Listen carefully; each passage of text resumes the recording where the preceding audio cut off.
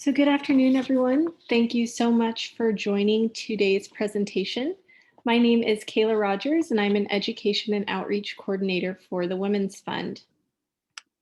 For those of you who are not familiar with our organization, we are a not-for-profit located in Houston, and our mission is to provide women and girls with the tools that they need to be advocates for their health.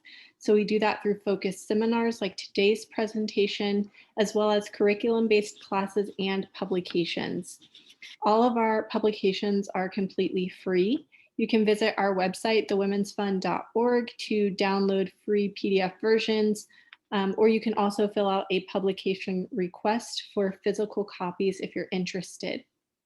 One publication that I do want to mention specifically today is our How's My Health. It is a health tracker, and I think it will be very helpful for you, especially if you're interested in taking down some of the things that we're going to be talking about today during the presentation. So all of our publications are great, but that one specifically may help you with some of the things that we're going to talk about today. So before we get into our presentation, I want to go ahead and introduce our speaker. Her name is Cheryl Solomon, and she is presenting for us on behalf of the American Heart Association.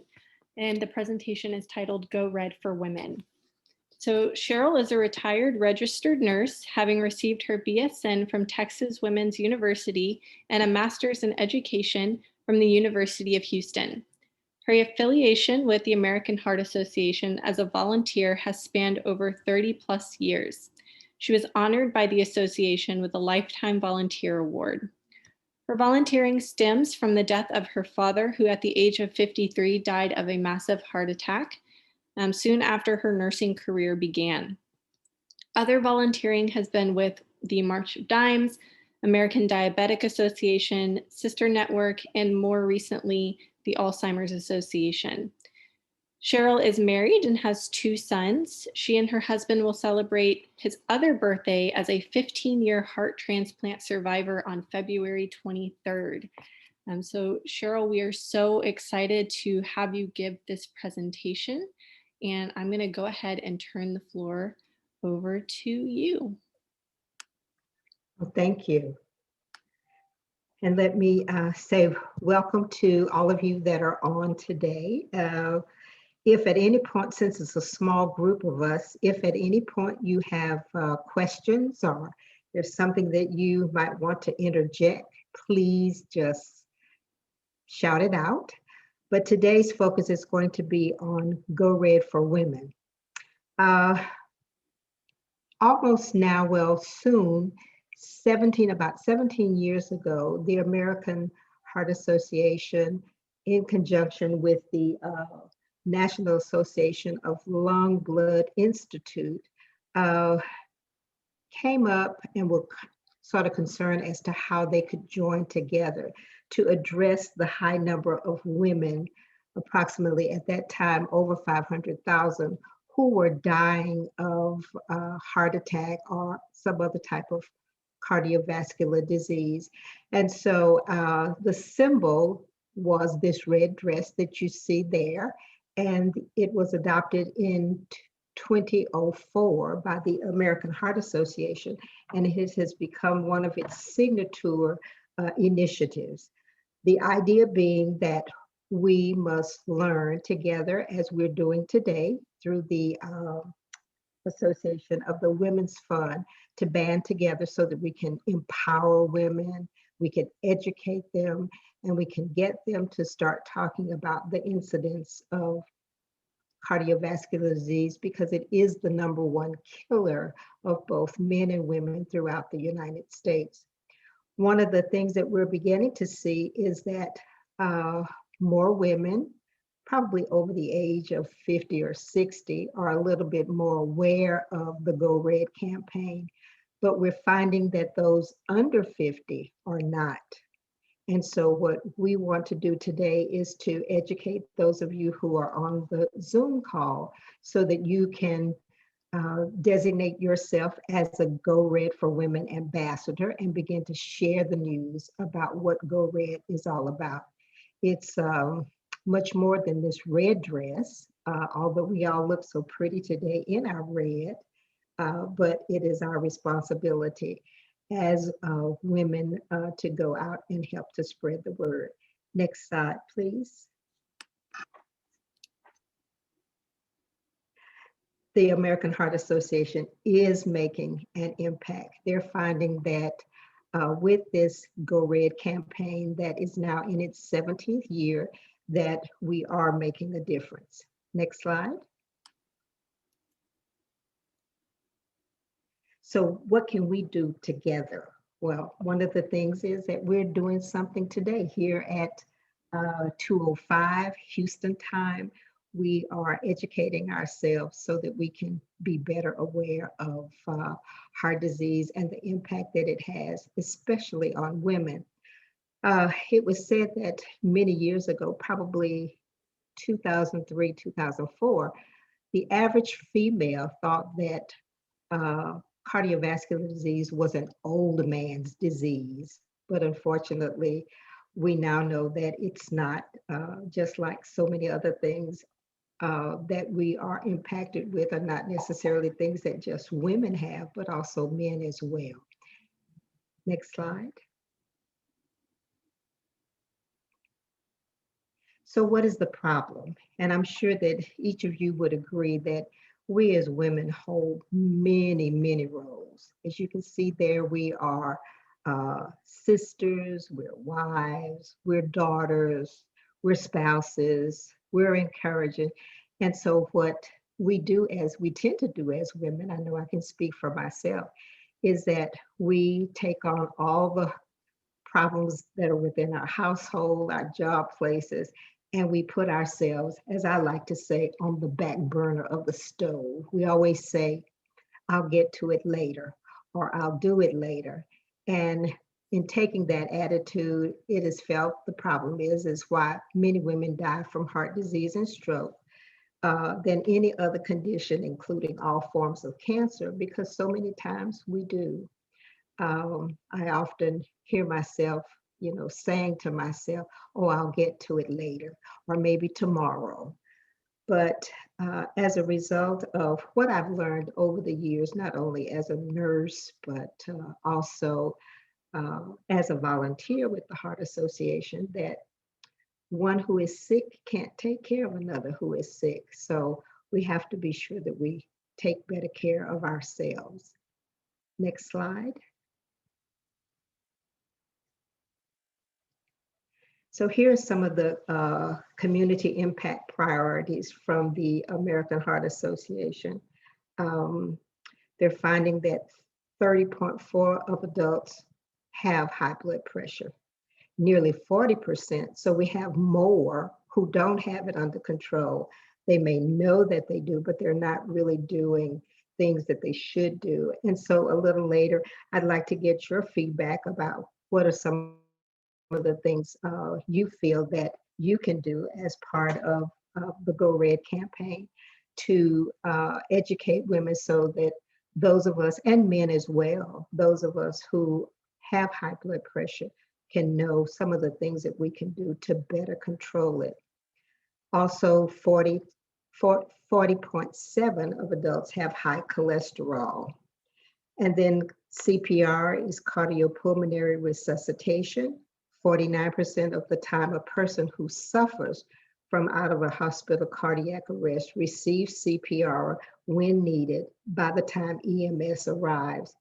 One of the things that the American Heart Association has, and they are using this not only in schools, but Girl Scout troops, churches. I've done some things during the summer at my church for Vacation Bible School, and that's there's a program called CPR Anytime.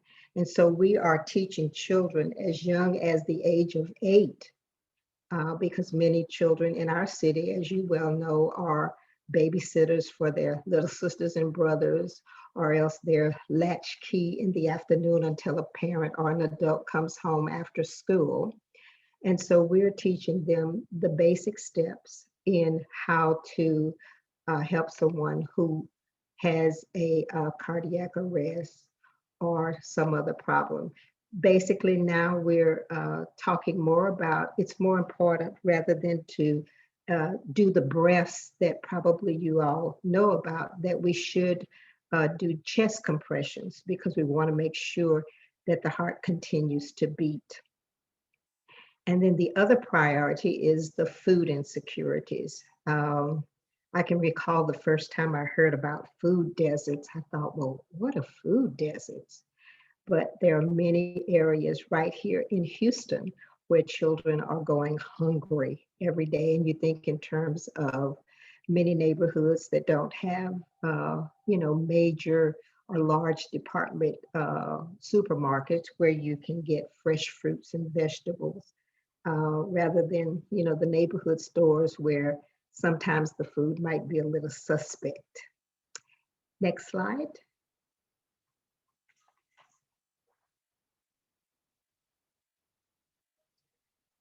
Let me ask this to our audience.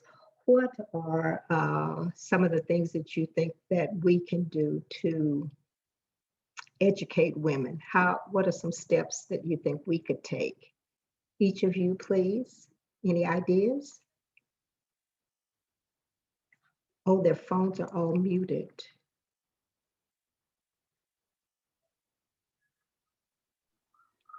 I can go first. I apologize if you hear a fire truck in the background. Okay, okay. They're going by.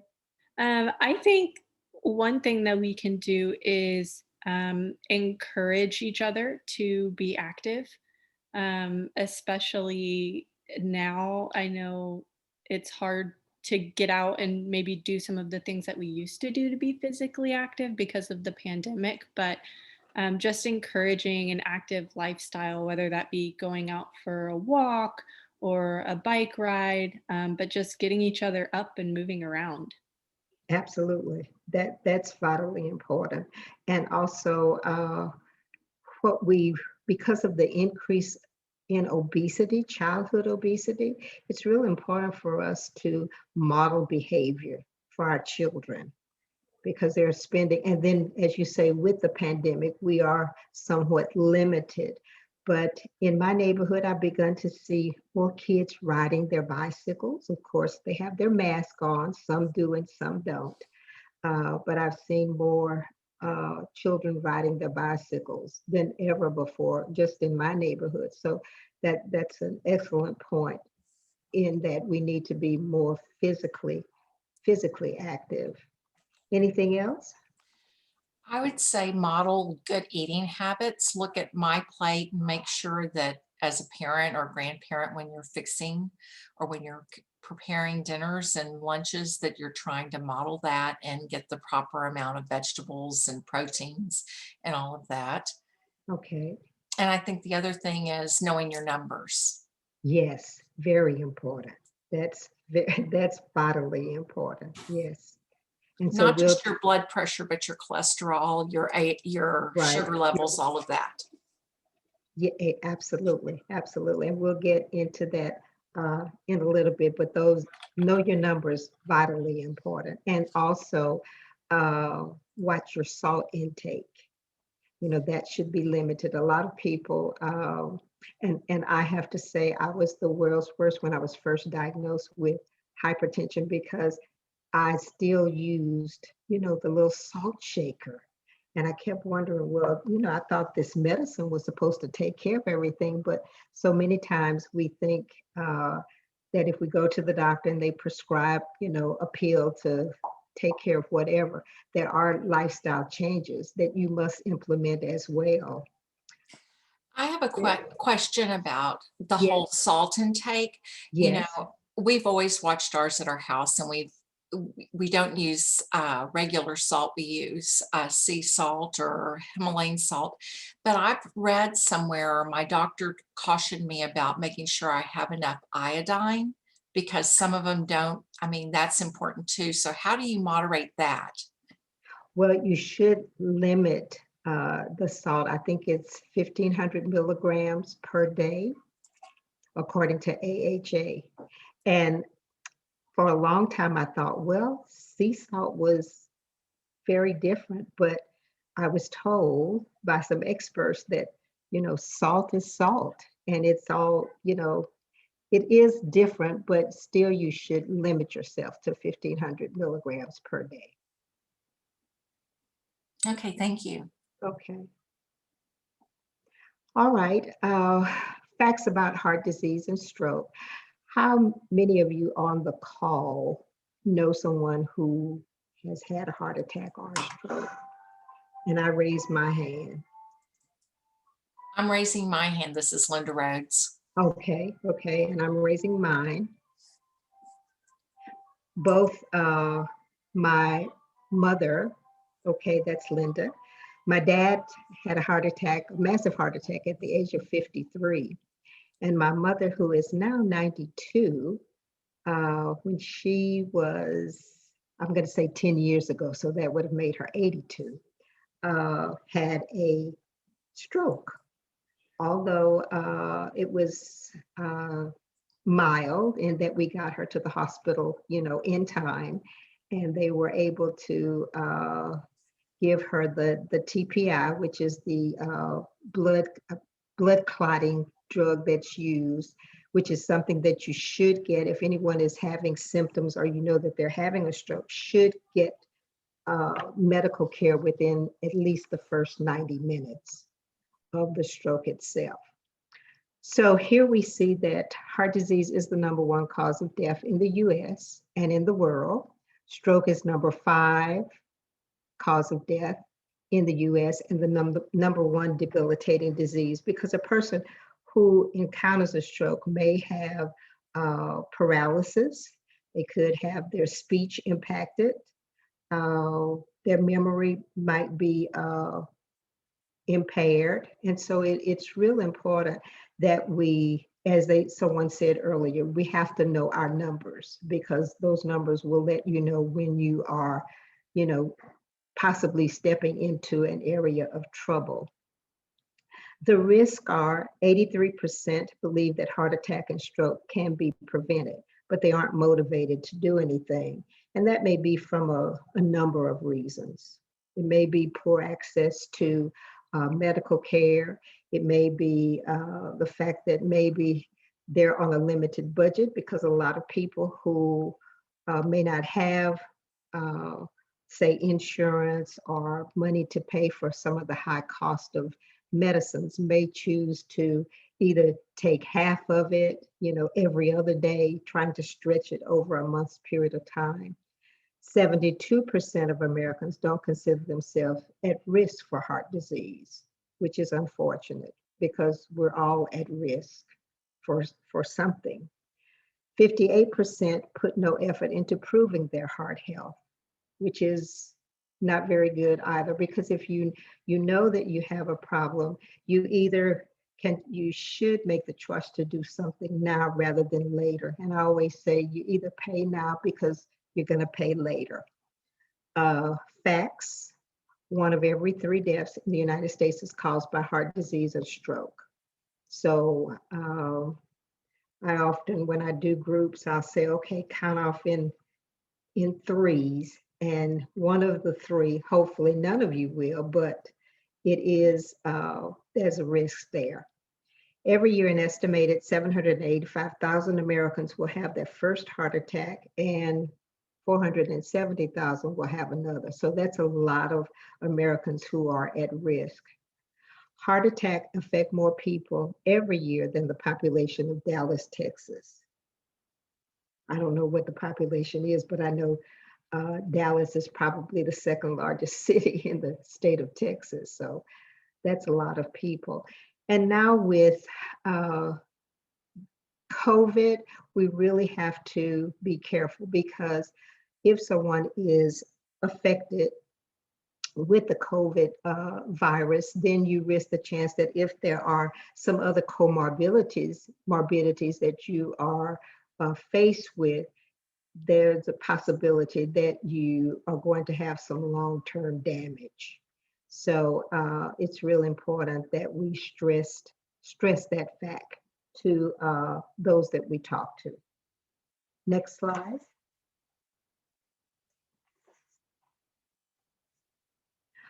Okay, here it just says that the American Heart Association has invested in more research to find cures. One of the things that I was involved with maybe 10 years ago was a program where the affiliate here in Houston, which is located off of Buffalo Speedway, was awarded a small grant for us to look at working with churches to encourage their parishioners to do something about their blood pressure. It was a 4-month program, and we had some very, very good results. As a result of that small program that was done, I think in over 18 markets across the country, now the big initiative, the national initiative for the American Heart Association is entitled Check, Change, Control. And it is a self-monitoring program where anyone can join. You can go to the AHA website and look for Check, Change, Control, and it actually will allow you to monitor your blood pressure at home. There is a tracking element to it so that, like for me, every Monday, my phone, I get a little text message that asks me to check my blood pressure. I record it and it's there so that if when I go to the doctor, if I was asked to show the results, those could be downloaded. So it's really easy. They provide you with all of the materials that you need for someone who is having difficulty, keeping track of their blood pressure. But that's a really wonderful program to do that. Now, since we've done the Go Red for Women for the last 17 years, it shows you here that there are fewer women dying from heart disease and stroke compared to the year 2000. And that's because of the education, what has been done all over the United States. We work with, as I said, with churches, we work with women's groups, we work with sororities, and just wherever we're invited to come to help spread the word, we will do that. Next slide. So what is the silent killer? Why do you think hypertension is called the silent killer?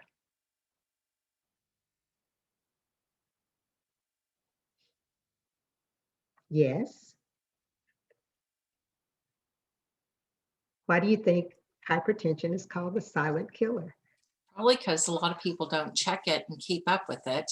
And if it goes uncontrolled, it has so many adverse effects, not just with your heart, but with your brain and a lot of different things. Good answer. Yes, it is that because so many people are, in previous slides, we showed that there are a lot of people who are unaware that they have high blood pressure because they don't know it. And unless you monitor your blood pressure, especially for women, do your yearly well woman exams, then yes, you may be there are a lot of people who are walking around with high blood pressure. And we'll show you a little bit later, but let me see, how do I want to say this? I'm going to say the averages for what's normal now. Probably about 3 years ago, the American Heart Association changed the levels. Next slide. Okay, do you know how to check your blood pressure at home? Well, this will show you, and I was saying to Kayla, I think I'm pronouncing her name correctly. Yes. Yes, that the best time to check your blood pressure is first thing in the morning, and that's called your resting heart. It's a resting heart rate because you've been asleep and hopefully not had to, all of a sudden through the night to wake up early. But the best time is to sit on the side of the bed with your feet flat on the floor, not to cross your legs. And if you need to tinkle, please do that, because we found that a full bladder can cause your blood pressure to be a little elevated. But you can see here, it is best not to have, your morning cigarette because of the caffeine, or your a cup of coffee, but wait until afterwards. So probably 30 minutes. You're not to have it 30 minutes before, but you can have it right after.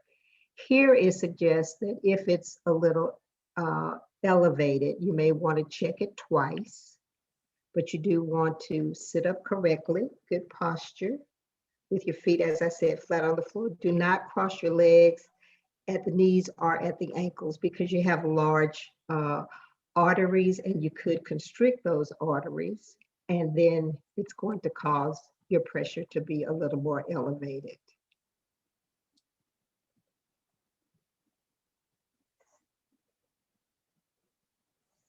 Any questions? At the bottom, I don't know if you can see that, but the range is, now the American Heart Association states that a blood pressure less than 120/80 is considered normal. Anything above 120/80, and they're saying you may want to monitor it more closely. There's a tendency as we mature, I'm not going to say get old, but as we mature, your blood pressure tends to get a little bit higher. And that is attributed to the elasticity in the arteries. Maybe if there's high cholesterol, or maybe you have plaque in your arteries, it's going to decrease the blood flow, and your heart has to work that much harder to get the blood through.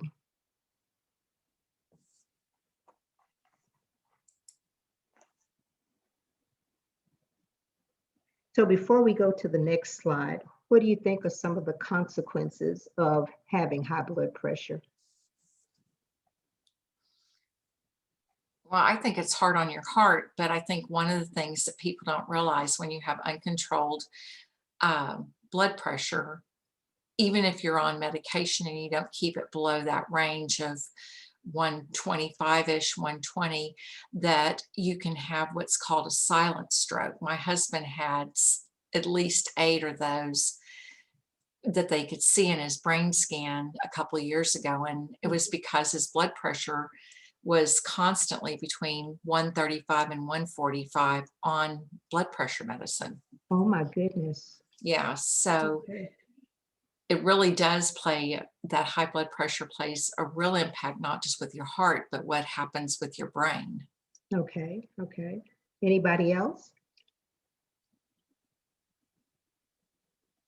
Well, let's go to the next slide, and then it'll show you some of the consequences of high blood pressure. Again, like Linda said, he had what was called mini strokes, MINI, little small strokes that eventually, if they go, unprotected, or he's not seeking medical care, it could result in what they call just a mass stroke or major stroke. You may have vision loss. You can have heart failure, because what happens is the heart is a muscle, and if it has to work that much harder, then it's going to lose its elasticity. Heart attack, kidney disease and failure, and sexual dysfunctioning. There are many, many people now who are on dialysis as a result of not having controlled, their blood pressure over a prolonged period of time. Next slide. Here it shows you now her blood pressure is it's like the stroke. If I took someone's blood pressure that high, I would immediately call 911, 180/111. If you think that they're saying now anything less than 120 systolic, and then the bottom number less than 80 diastolic, and that's 111. So here you see where someone in the US has a stroke every 40 seconds on average. That's a lot of people. And then the high cost of medical care, and then the aftercare is even costly as well. So it pays for us to, if we know we have hypertension, to implement better lifestyle changes, which is like exercise. If you're smoking, stop smoking, manage your weight, you know, as I said, use the My Plate and eat more fruits and vegetables, fresh fruits and vegetables. I don't know if I said exercise, but yes, you exercise. If you're diabetic, you want to be sure that you monitor your blood sugar. Next slide.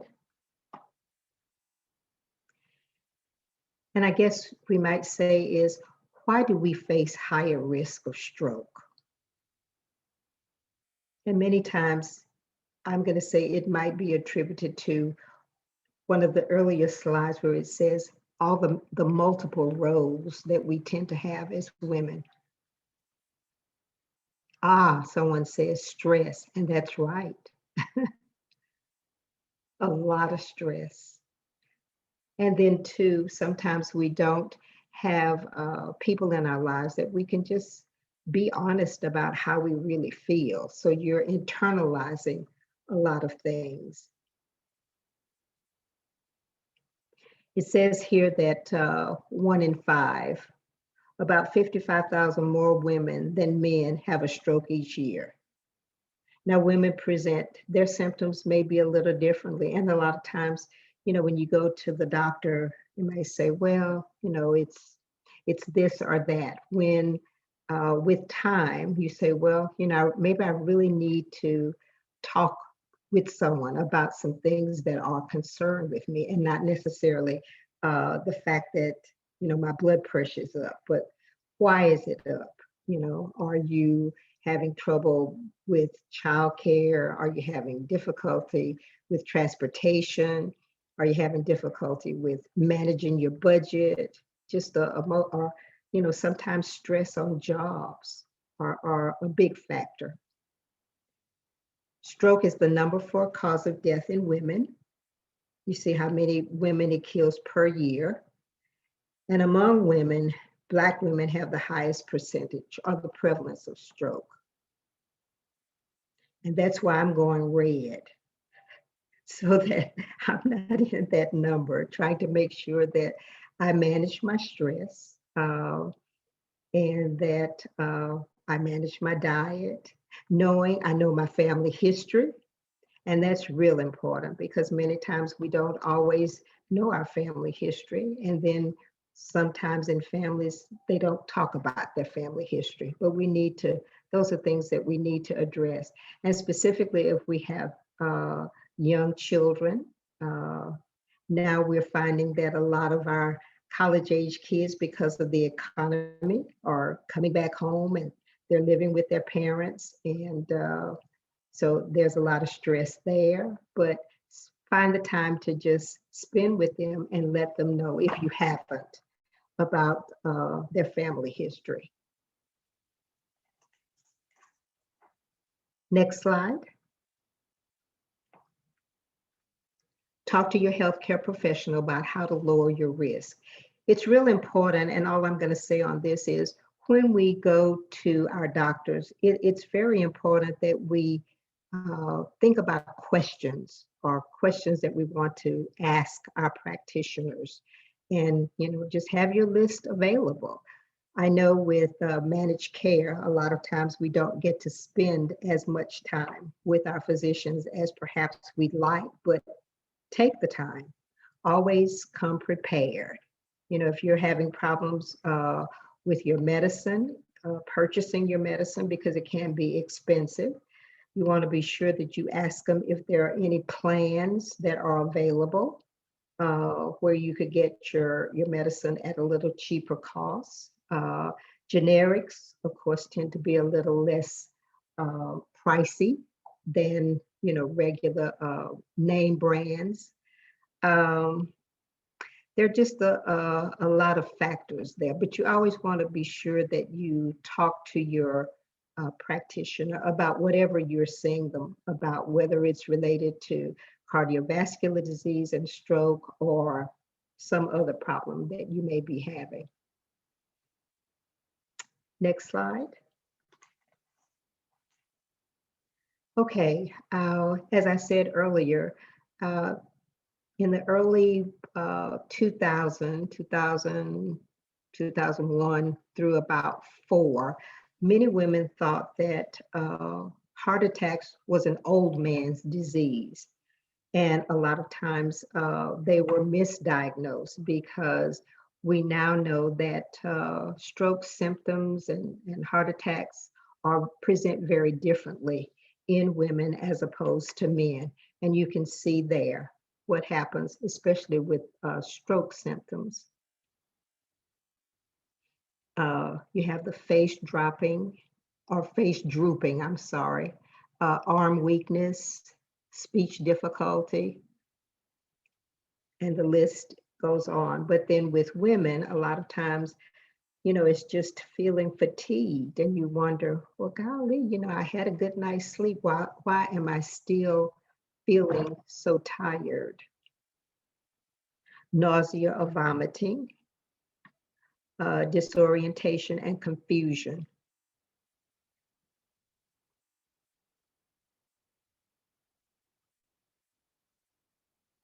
Any questions?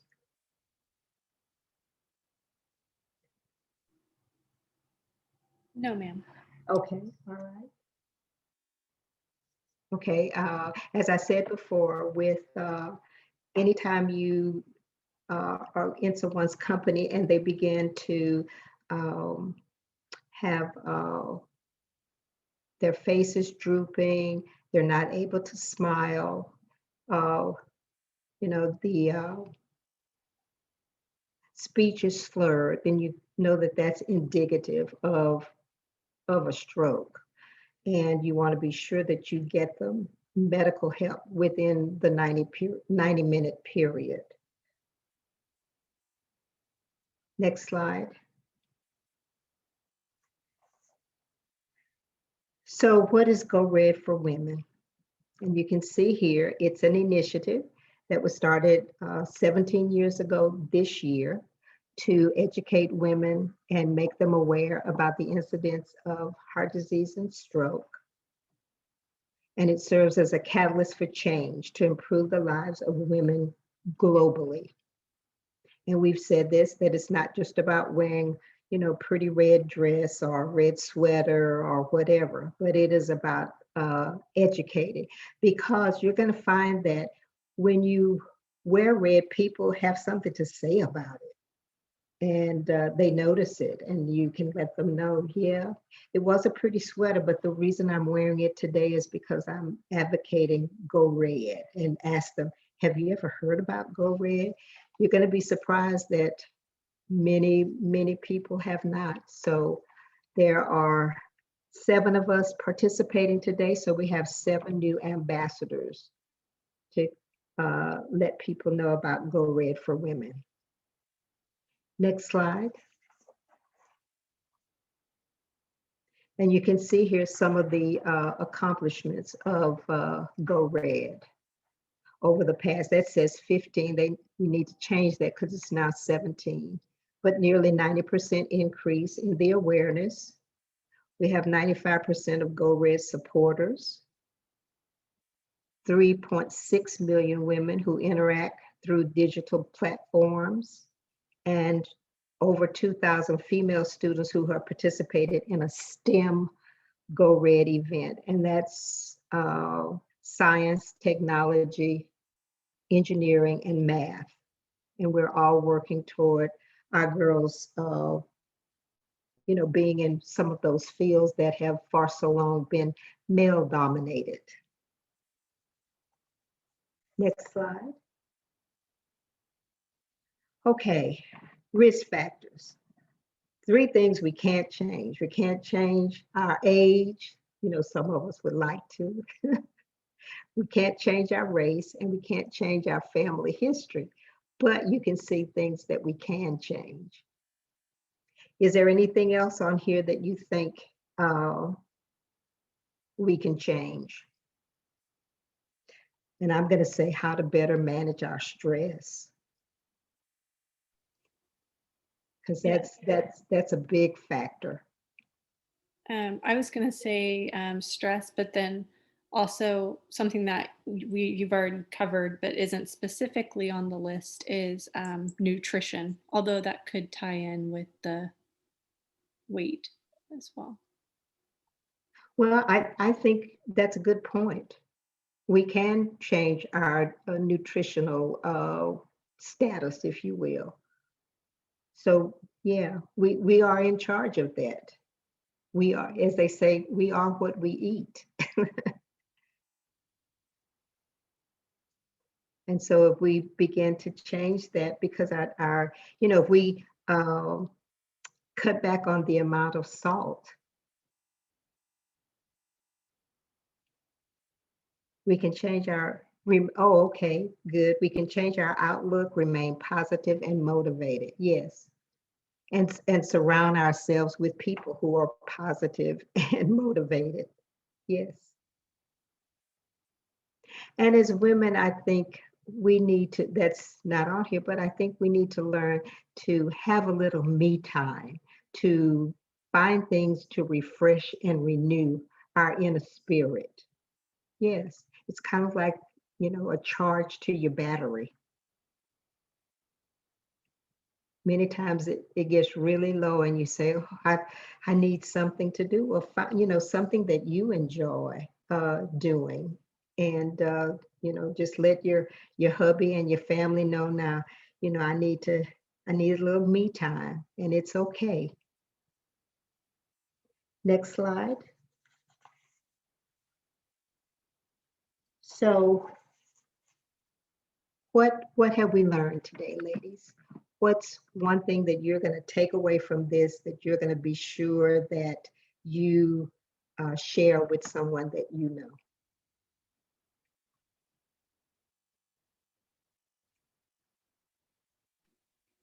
I would say the signs and symptoms of stroke, and Okay, because they are different for women than they are for men. okay, So I think that's something that I'm going to pass along to my family members. okay. Anything else?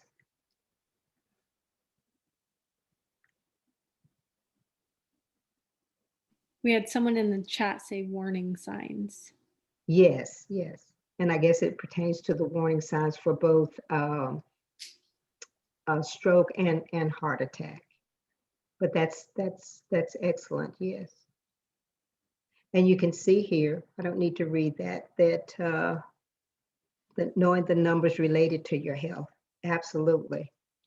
Your BMI, which is body mass index, your cholesterol, your blood pressure, and if you're diabetic, you need to know your blood glucose or blood sugar levels. And every 3 months, if you are diabetic, the doctor, seeing your doctor, he'll want to know what is called your A1C, which is what your overall blood sugars come out to on a 3-month basis. And I think the goal now is that it should be at least 5.5 to 5.7 is like normal. Mine's 5.6. So I'm, Oh, is it? yes, Oh, wow. Congratulations. my endocrinologist was very pleased. Oh, I can see you smiling. Yes. I find that that's one of the hardest disease entities to manage. But of course, I tell people that having diabetes means that it doesn't have to manage you, you can manage it. Next slide.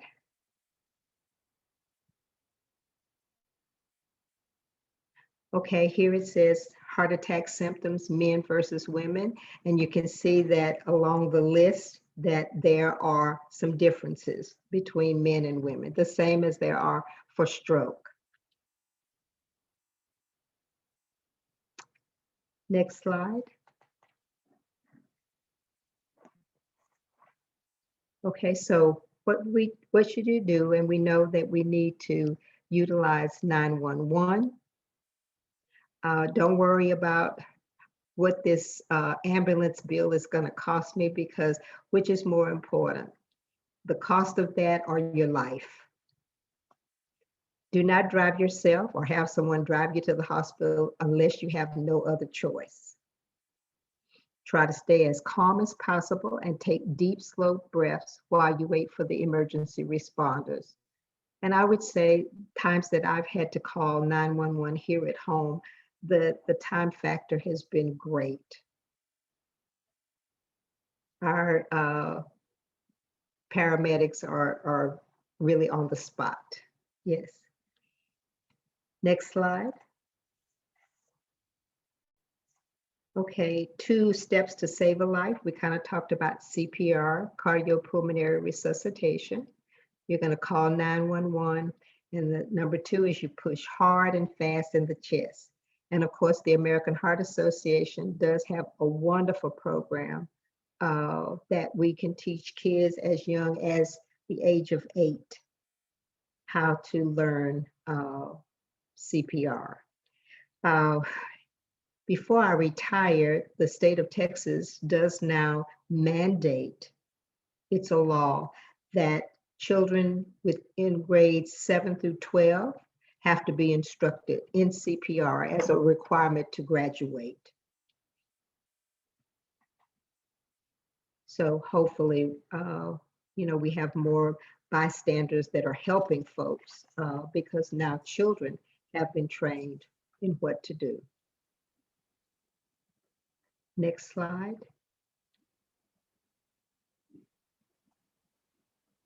So what can you do?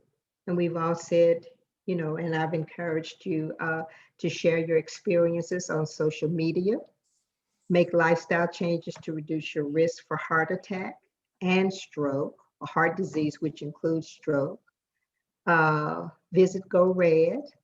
Friday is officially Go Red for Women. It's a national, it's not a holiday, but it's a day where we're encouraging folks like yourself who are part of the Women's Fund to encourage others who may not be on this call to wear red on Friday.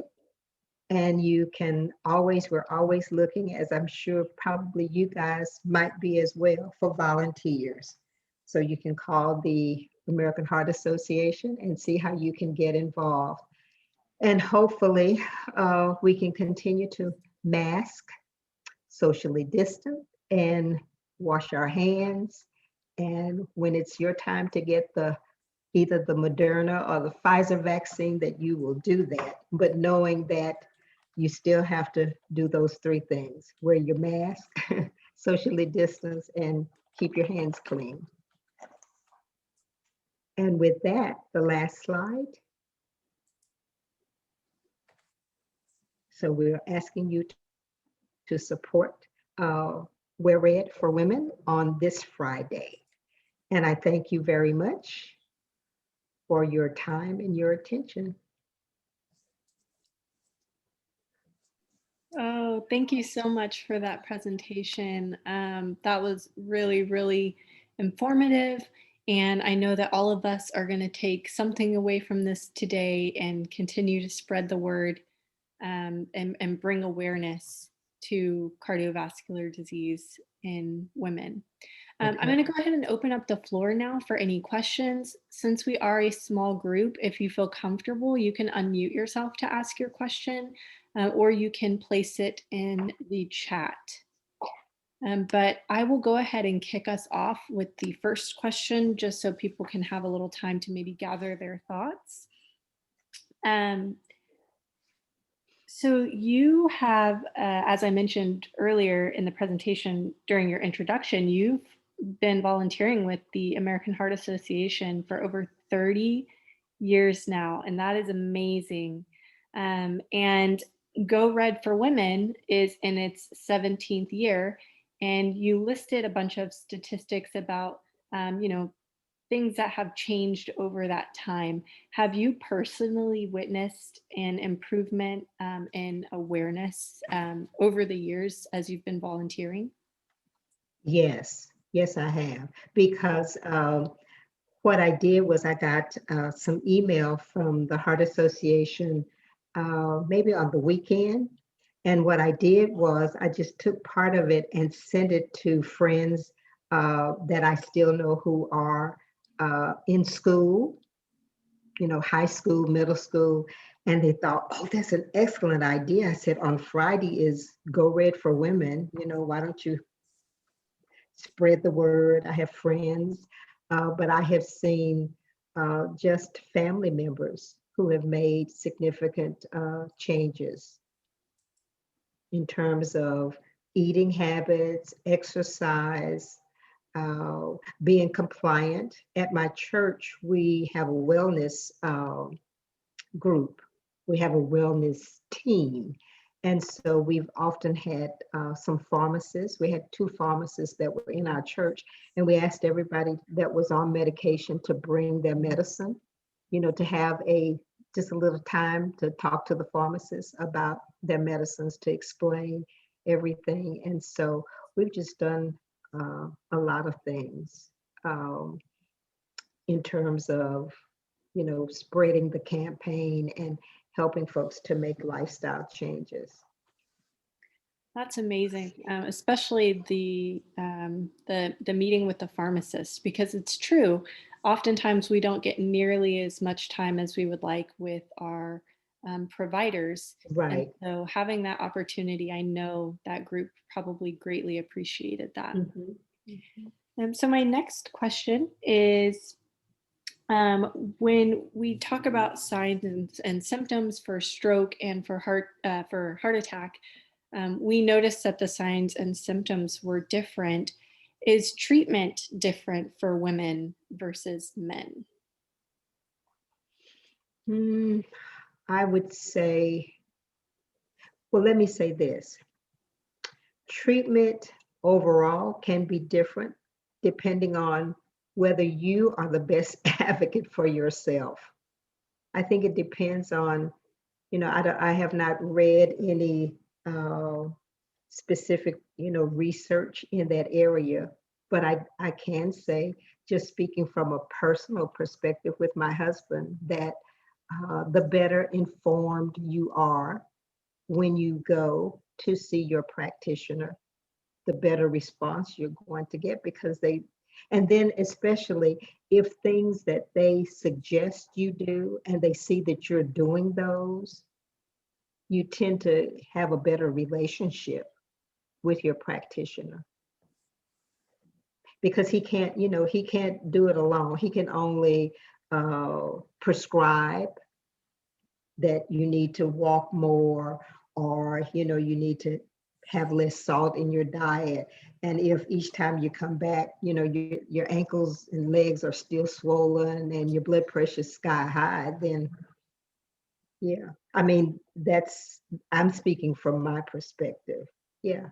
So it's real important to, as I said earlier, to prepare yourself with questions.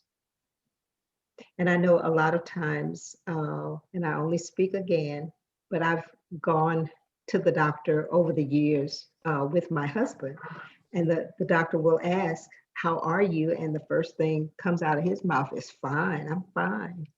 And I'm sitting there thinking, fine. So we sometimes have to advocate for our loved ones as well. Yes. So now when I go, the doctor says, and what about you, Mrs. Solomon? What questions do you have for me today?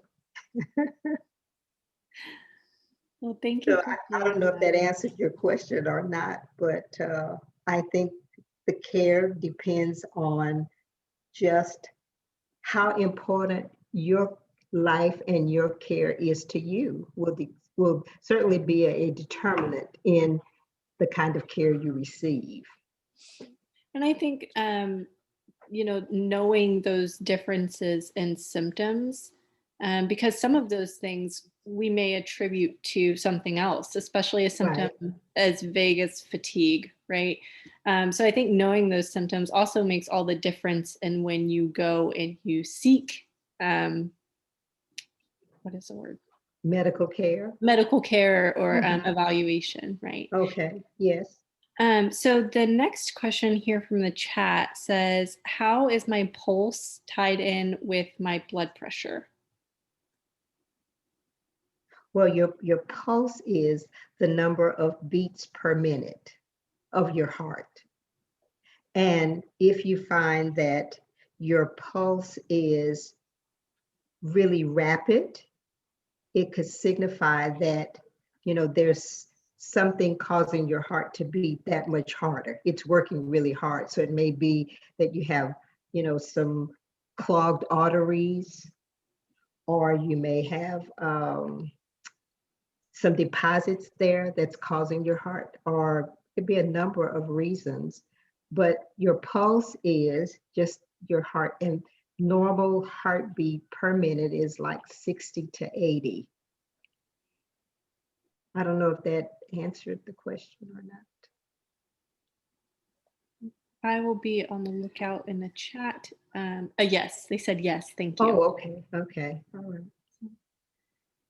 Okay, and then the final question that I have for you, again, if anyone else has any questions, definitely add those into the chat or unmute yourself.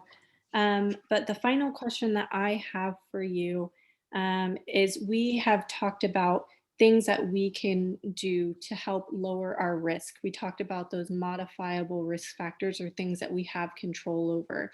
But looking at that list sometimes can be overwhelming, thinking of all the things that we should be doing that maybe we aren't.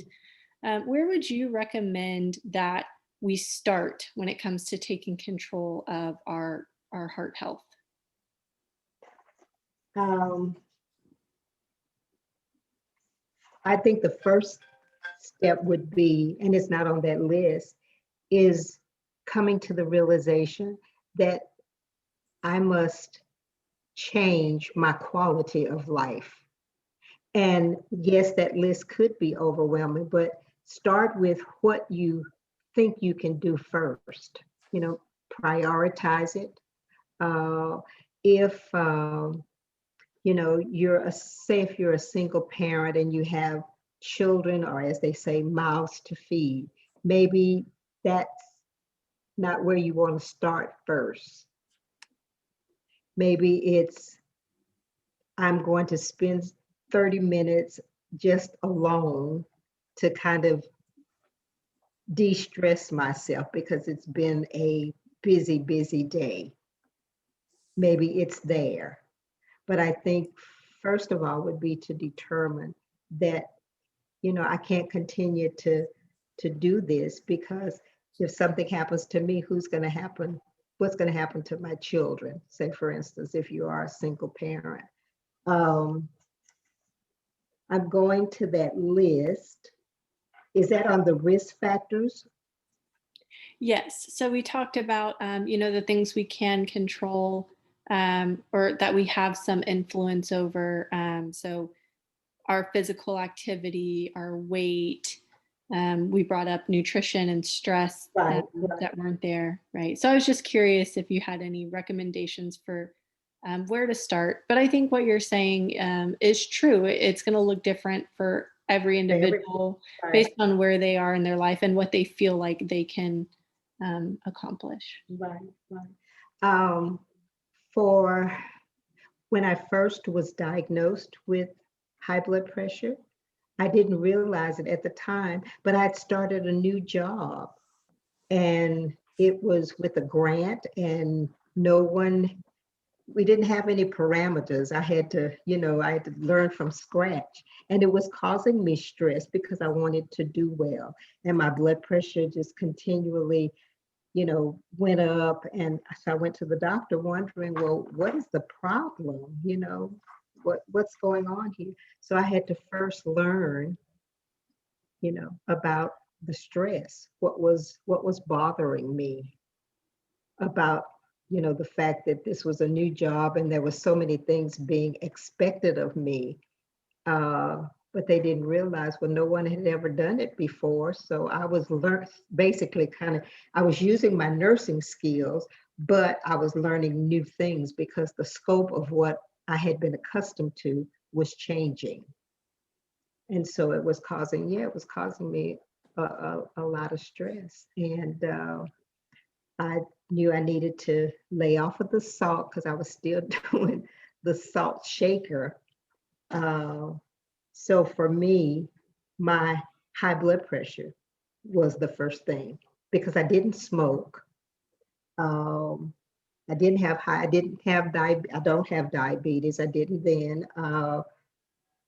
I was doing some exercise and my weight was, you know, I was managing that. So I started with the one at the top because that was the one that I could have some control over if I made some changes that I needed to. Thank you for sharing your personal information with us today as well. I know hearing about the experiences that you've had with heart attack in your family, and I know that has impacted all of us, and it's added just a little bit more to today's presentation. So before we wrap up, I just want to ask, I ask this of all of our presenters, but if there was just one last thing that you could say that you would want us to take away from today's presentation, what would that be? That you either pay now or pay later about your health. I think that is a great way to end this presentation. So I want to thank you so much. This was a wonderful presentation. I'm so excited to share what I've learned and to even get this up so that other people who weren't able to attend today can see it. If you have any questions or comments that come up after the presentation, you can always email us at healtheducator@thewomensfund.org, and we will be happy to answer those questions for you. I'm going to be sending out a survey in the follow-up email. Please, please, please take the survey. Let us know how we did, what we can improve on, topics that you're interested. We would love to hear your feedback. On the left-hand side of the screen, we have our social media platforms. I encourage you to go and look at our website and follow us on these platforms. We post regularly about events that we have coming up and for special days like Go Red for Women Day. And then on the right-hand side, we have a calendar of upcoming events. So tomorrow we have presentations over heart health and body image. Friday, we will be covering eating disorders. And next week, we have a repeat of body image on the 10th. And next Wednesday, we actually have a presentation over CPR as part of our Love Your Heart awareness series. So before we all leave, I would love, love, love if you feel comfortable enough, if you could turn on your cameras, if you have on red. I would love to get a picture of us in all of this beautiful red. Okay. Even if you don't have on red, why don't you put on your camera so we can take a picture? Even if you don't have on red, if you would like to turn on your camera for the picture, or if you want to leave, if you don't want to be in the picture, that is okay as well. I do want to thank you for joining us. Okay. All right. So I'm going to go ahead and take the picture. In 3, 2, 1.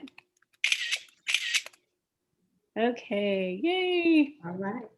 Thank you, Cheryl. That was wonderful. Thank you. Thank you. I'm glad you enjoyed. It was my pleasure to be able to present to you today. Thank you for inviting me. Yes, thank you and so much. Hopefully it won't be the last time. We'd love to have you back sometime, Cheryl. All right. Okay. Thank you. Thank you. Bye. Bye. Bye-bye. Bye.